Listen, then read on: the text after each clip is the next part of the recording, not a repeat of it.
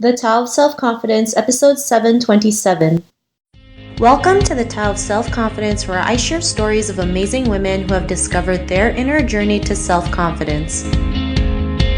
Visit our website at thetaoofselfconfidence.com. Your inner journey to self-confidence awaits. Well, hello friend. Welcome to the Tao of Self-Confidence, where I share stories of amazing women who have discovered their inner journey to self-confidence. I'm your host today, Sheena Yap Chan, and today I have an amazing lady on the show today. She is an artist based in LA, and I'm really excited to have her on and share her story with us today on self-confidence. So without further ado, I'm going to introduce you to Jasmine Rafael. Jasmine, how are you today? Maybe you can fill in a little bit more about yourself to the listeners.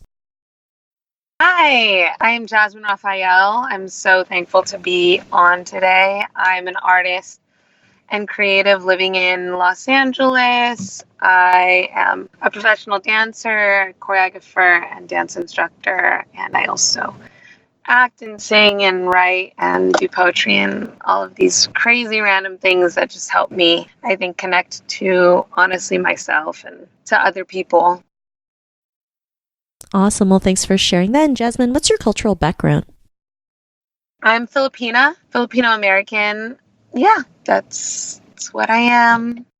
Thanks for sharing that. And what'd be your favorite self-confidence quote?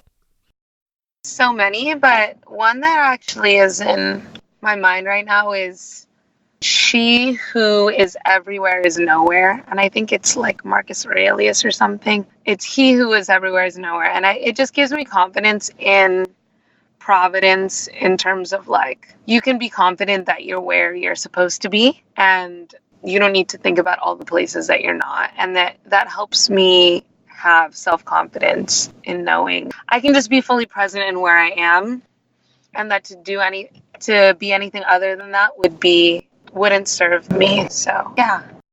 Thanks for sharing that great quote. And in your own words, how do you define self-confidence? Self-confidence. I think self-confidence is actually, at this moment in my life, I believe it's actually selflessness, because it means you're confident in yourself and in what you've created for yourself and the life that you've created, that you're able to not only be so absorbed in like this manipulation of your self-image or anything like that, and you can focus on other people and giving back to society or the people around you. Like, to me, that's true self-confidence when I see people that are able to like not be so overly focused on themselves, but like can be focused on the world and what the world needs. I think that exudes confidence for some reason. That's at least what's speaking to me right now. Thanks for sharing that. And it does make a difference when you're focused on helping others or creating a bigger impact in the world, because you are willing to take action on the things that is bigger than yourself, and having that purpose gives you that boost. So thanks for sharing that great definition. And Jasmine, what was your life like before your discovery of self-confidence? I feel like I'm discovering self-confidence honestly like every minute of every day, but I mean, I think before I knew that I was capable of creating a life that I wanted to live and create impact. I don't know. And sometimes I still do. Like, I search for confidence in other places, or I had searched for it externally in so many places, thinking that different things were going to like solve like the answer to who I am. And it's just kind of maddening. And it's like a wild goose chase that you can never satisfy with anything else, with any relationship, any job, any like validation. So yeah, it kind of makes you just run in circles and miss your life. Thanks for sharing that. And I think that's, something we all go through. We go through real life trying to chase some answer that we're fighting, like looking for, not realizing like, it's always been within us. And when we can realize like we are the answer to whatever problems we go through, it's just, we can face the truth and realize like it's up to us. It's our responsibility to make that change regardless of our circumstances. But what was that point in your life when you realized you can go out there and have the confidence that you have today? What was that aha moment? Dang, I don't know. I don't know if it's like it's an aha moment or if it's, it is just like a general progression. But I think I just like, I've always kind of known that like growing up that you can actually solve anything. I don't know, like you can put your mind to it. And I think I just always wanted to create things and connect and dance and perform, and I just knew you had to have the confidence for that.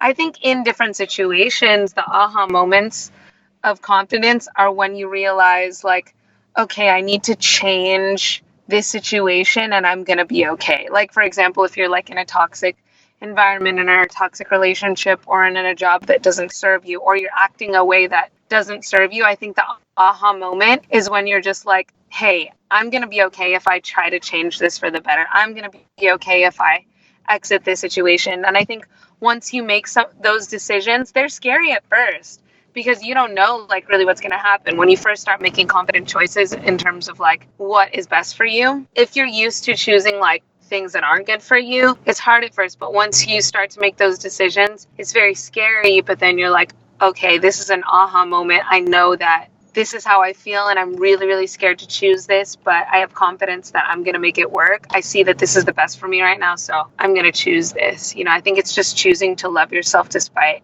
how hard that may be, because it is scary to just honestly try to, a lot of times it feels lonely to choose what's best for you, or yeah.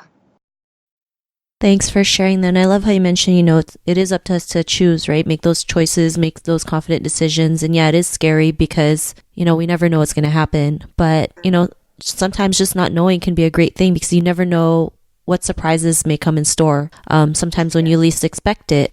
And I think the more we can realize that and be excited about it versus being scared about it and thinking it's the end of the world, it'll make life a lot better. And yeah, sometimes we feel like we're in this journey alone, but there's so many other women who feel the same way, and they just don't know that, we're all in this together. And when we realize we're not alone in this journey, it just makes our life, I guess a lot easier and a lot lighter knowing that we can overcome it. So because of that, what's your life been like now?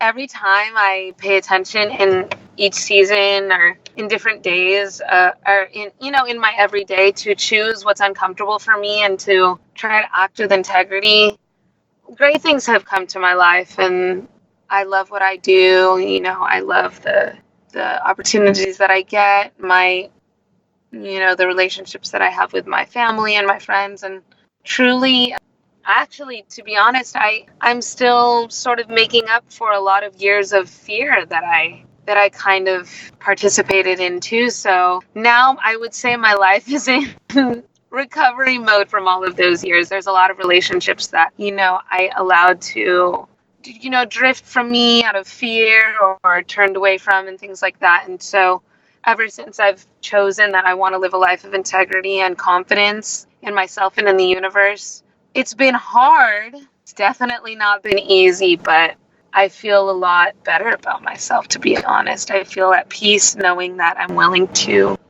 do the right thing. For me, confidence is choosing to do the right. So. Awesome. Well, thanks for sharing that. And, to the woman who's listening to your episode, she may be in her own journey to self-confidence. What would be that one tip you would give to her?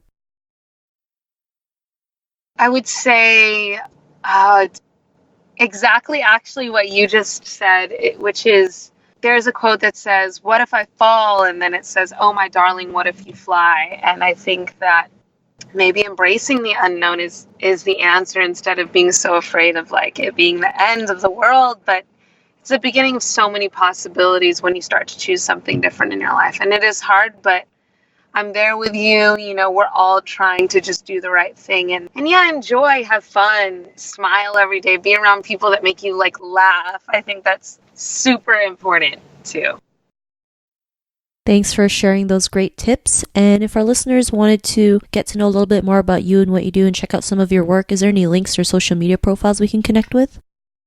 Yes, my Instagram is at Jasmine J. Rafael. I also have a website where you can keep updated on everything that I'm doing or sharing. It's www.jasminerafael.com. Thanks for sharing that. And to our listeners, if you want to connect with Jasmine, you can also head on over to the taoofselfconfidence.com and search for Jasmine's name. Her show notes will pop up along with everything else that we talked about. And I really just want to thank Jasmine today for taking the time to share her story and tips with us on self-confidence. So thank you so much, Jasmine. Thank you so much. Not a problem. It was really great having you on the show. And to our listeners, be on the lookout for another new episode of another amazing woman's journey to self-confidence. And we'll talk to you soon. Bye for now. Bye. Thank you for tuning in to another amazing episode of The Tao of Self-Confidence. Visit our website at thetaoofselfconfidence.com to check out cool resources, blog articles, show recaps, and so much more. Your inner journey to self-confidence awaits.